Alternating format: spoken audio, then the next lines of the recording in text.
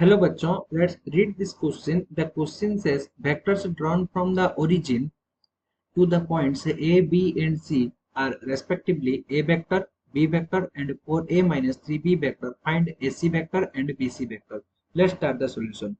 So, इस question को solve करने के लिए हमारा की कॉन्सेप्ट क्या होगा?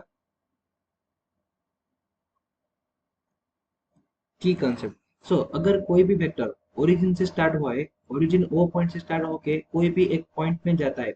सो मान लीजिए कि ये पॉइंट ए है एंड ये पॉइंट एक पॉइंट है जो कि बी है.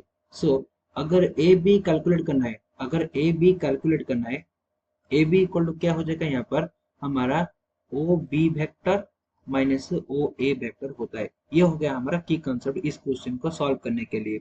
सो हमें क्या गिवन है, हमारे पास गिवन है कि ए पॉइंट क्या है हमारा, यहाँ पर point A B and C. It means यहाँ पर ओ ए वेक्टर गिवन है हमारा A vector then B point है. So O B vector equal to क्या हो जाएगा यहाँ पर हमारा O B vector equal to B vector and last one is O C vector. O C vector equal to क्या हो गया हमारा यहाँ पर 4a vector minus 3b vector. सो हमें क्या कैलकुलेट करना था, हमें कैलकुलेट करना है एसी वेक्टर. एसी वेक्टर मतलब क्या हो गया हमारा की कंसेप्ट के अकॉर्डिंगली, की कंसेप्ट के अनुसार हमारा होगा यहाँ पर O C vector minus of O A vector, O A vector. So O C vector क्या है हमारे पास 4a cap minus 3b cap minus of O A vector means A vector.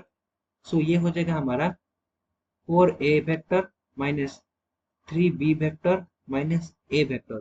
So 4a vector minus a vector equal to 3a vector minus of 3b vector. So next क्या calculate करना है bc vector. bc vector equal to क्या हो जाएगा हमारा यहाँ पर oc vector minus ob vector.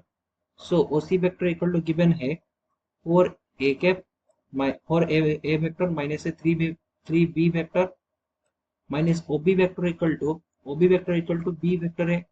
So which is equal to क्या हो जाएगा 4a vector minus 3b vector minus b vector equal to minus 4b vector. So this is our final answer.